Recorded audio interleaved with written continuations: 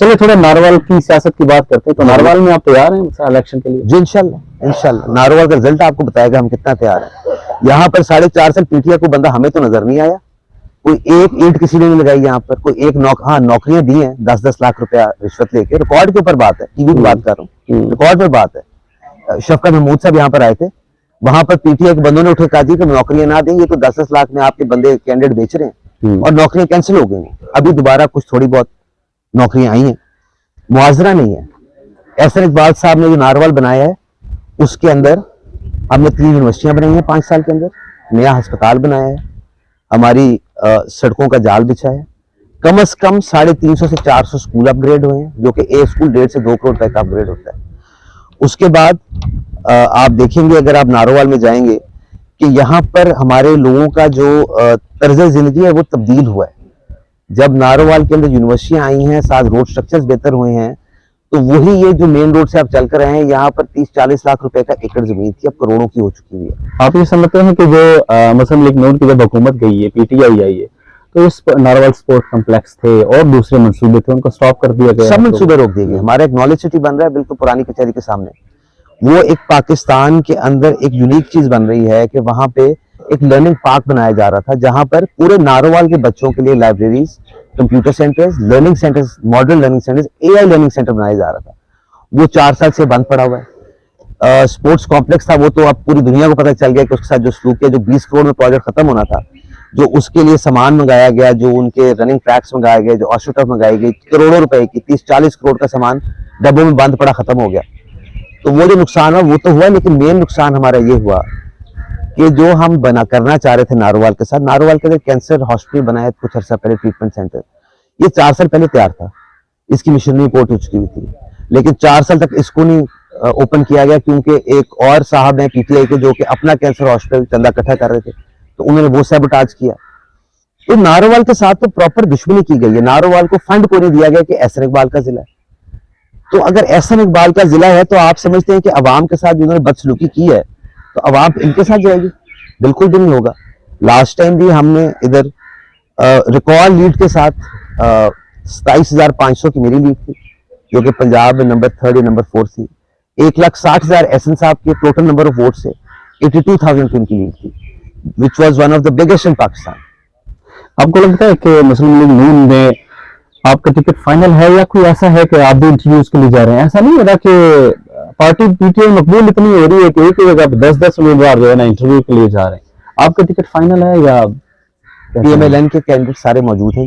जिन हलकों में कोई थोड़ी बहुत है, थोड़े मामला थे जहां पर शायद वो कैंडिडेट नहीं मौजूद रहा या उन्होंने चेंज करना था, उनके इंटरव्यूज डेफिनेटली होंगे। बाकी जो उनके कैंडिडेट्स उनको पता है कि पार्टी के साथ मुखलिस और खड़े, उन सबके टिकट्स तो फाइनलाइज हैं।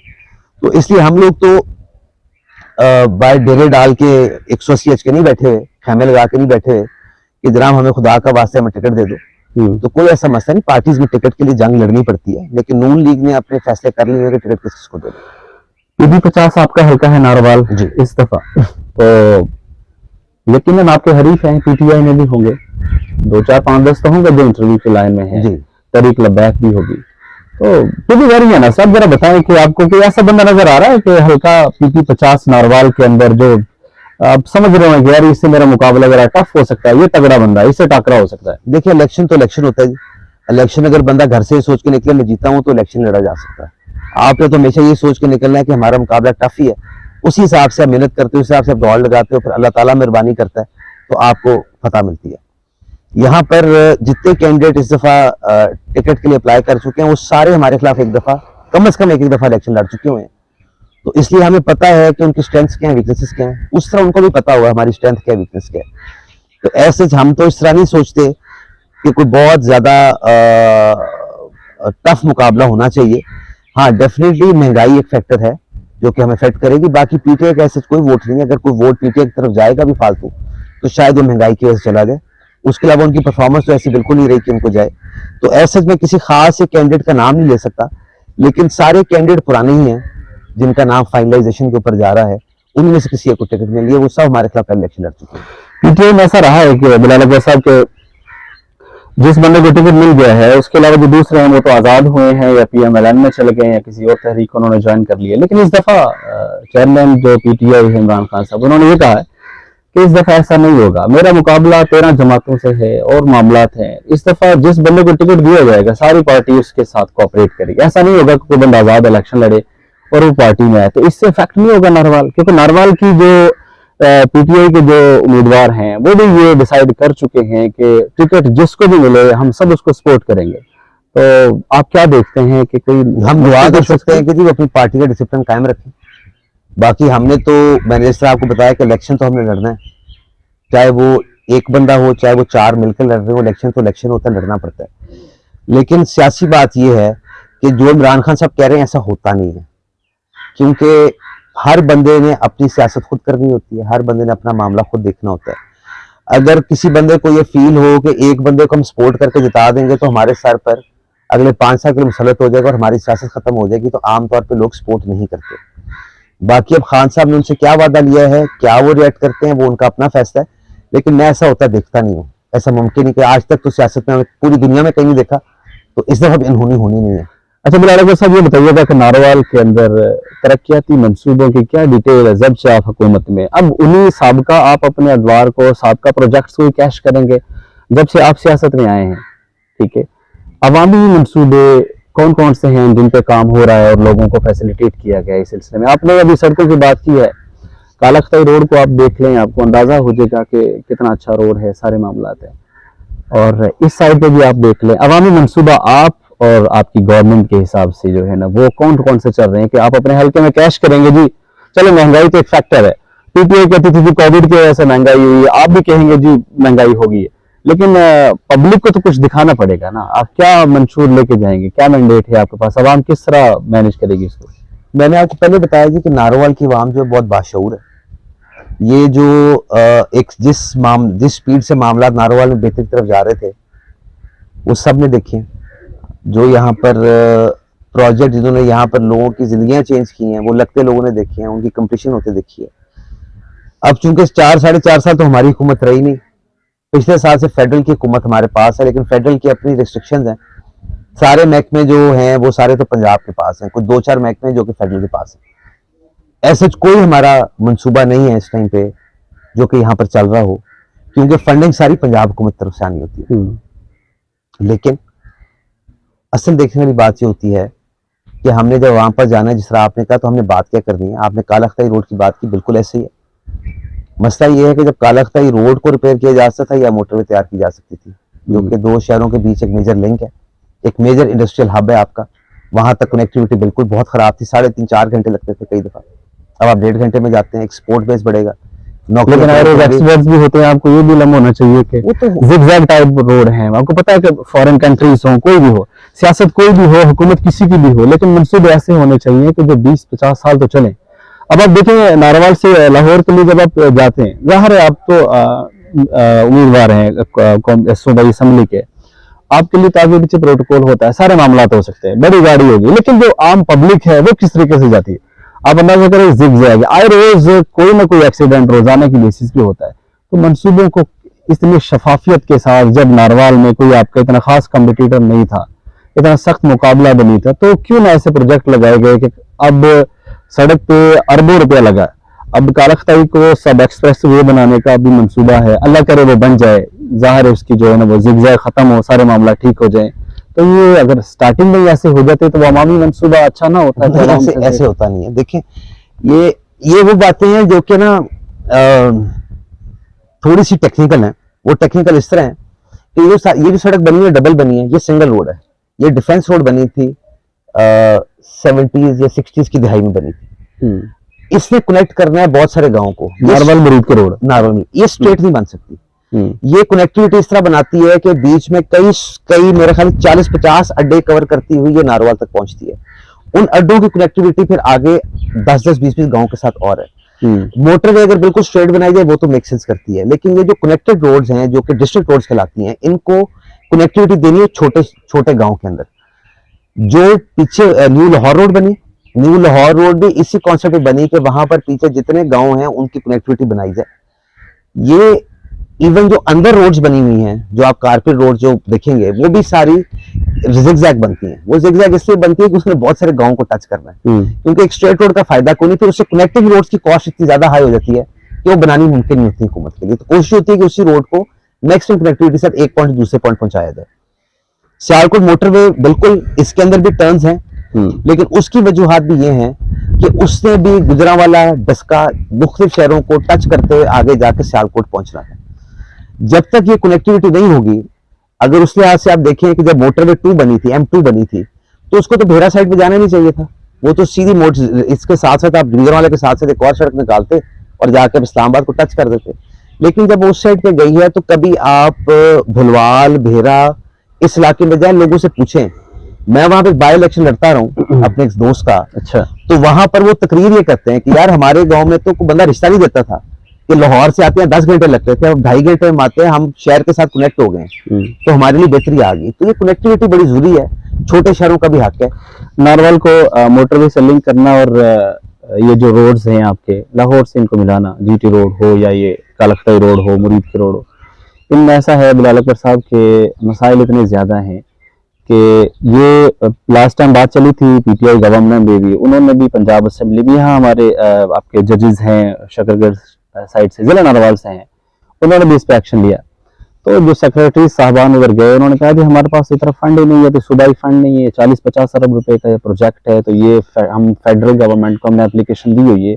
तो अब तो खैर से माशाल्लाह आप वफाकी हुकूमत में हैं, तो ऐसा कोई सीन है कि ये निज़ाम चल जाएगा? इंशाल्लाह आप देखेंगे ईद के बाद ये 50-50 के ऊपर हो रहा है। पीएसडीपी 50% देगी, बाकी पंजाब हुकूमत से आप नारवाल की आवाम के लिए खुशखबरी दे रहे हैं।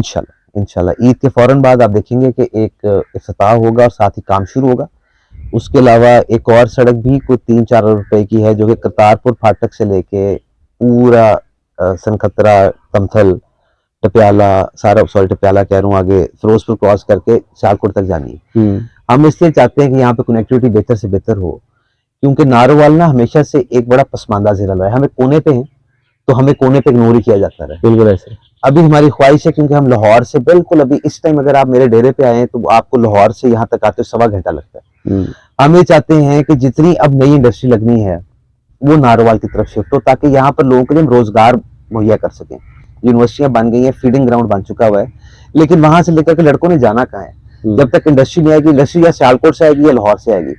आज जो नारोवाल में लैंड कॉस्ट है और जो आपकी पत्तों की भी लैंड कॉस्ट है, उसमें 3 गुना का फर्क है।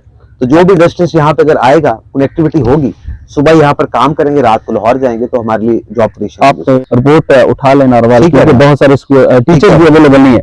तो जब हमारे स्कूलों में बेसिक एजुकेशन हमारी कंप्लीट नहीं होगी, तो how can we get admission in university of Narowal and unity Narowal? तो इस तरह ज़ाहिर बेस तो हमारी है ही नहीं, उस पर कोई हो रहा है? बिल्कुल उसके ऊपर हो रहा है। मैं आपको बताता हूँ, बेसिकली मैं यही तो बात मैं बताना चाहता हूँ कि जो एसएमईज बननी थी स्कूल की, जिसके थ्रू टीचर्स हायर होने थे, बदकिस्मती ये है कि 4.5 साल में उसके ऊपर 0 पे काम हुआ है।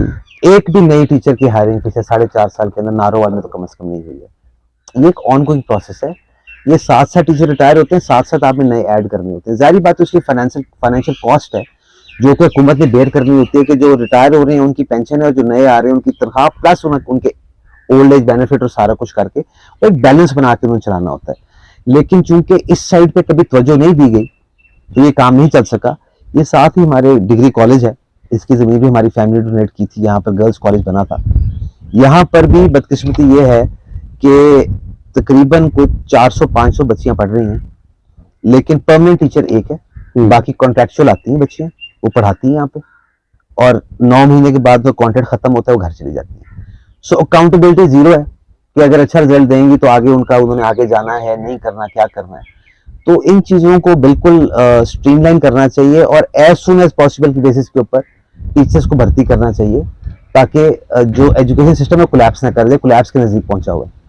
एजुकेशन सिस्टम में पब्लिक सेक्टर के जो टीचर साहबान है वो अक्सर ये कहते हैं कि ये पीटीआई की गवर्नमेंट आई है, जब से पाकिस्तान बना है ये वाहिद गवर्नमेंट आई है जिसने एजुकेशन सेक्टर को डिजिटलाइज करने की कोशिश की है। एक तो एसएनसी है जो सिंगल नेशनल करिकुलम पे एक कौम एक निसाब के उस पर उधारा है इसको, और उसके अलावा ट्रांसफर, ई ट्रांसफर वगैरह के मामला थे। एप्लीकेशंस के लिए आपको क्लरिकल मामला थे, ये टीचर साहबान है वो ये खुद एक्सेप्ट करते हैं कि यार अब हम घर बैठे ही अपनी एप्लीकेशन सबमिट करवा सकते हैं, हमारा जो ट्रांसफर हो या म्यूचुअल ट्रांसफर हो वो बड़ा इजी प्रोसेस हो गया। डॉक्टर साहब, जो ये टीचर्स आपको कह रहे हैं ना, उसको प्लीज ये बताएं कि इस तरह की बात नहीं करनी, चीजें रिकॉर्ड पे होती हैं। 2016 के अंदर ट्रांसफर्स और सारी पोस्टिंग थी ना, वो डिजिटलाइज हो चुकी थी, और 16 में इमरान खान की हुकूमत नहीं थी। तो ये सारा मामला बिल्कुल 2016, 17, 18 में डिजिटली हुई है, और उसके बाद से सारे मामला आज के दिन तक।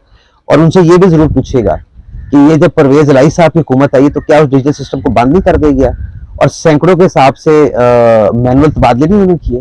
तो ऐसा नहीं है, जो चीज बताई जाती है वो आमतौर पर हकीकत नहीं होती। मैं चीजें ऑन रिकॉर्ड कह रहा हूँ, आप इनको चेक कर सकते हैं, और मैं अकाउंटेबल हूँ उस बात का अगर मैं आपसे गलत बयानी कर रहा हूँ, और आप उसे दोबारा आके बात पूछ भी सकते हैं कि आपने ये कहा था, ये गलत बात क्यों है।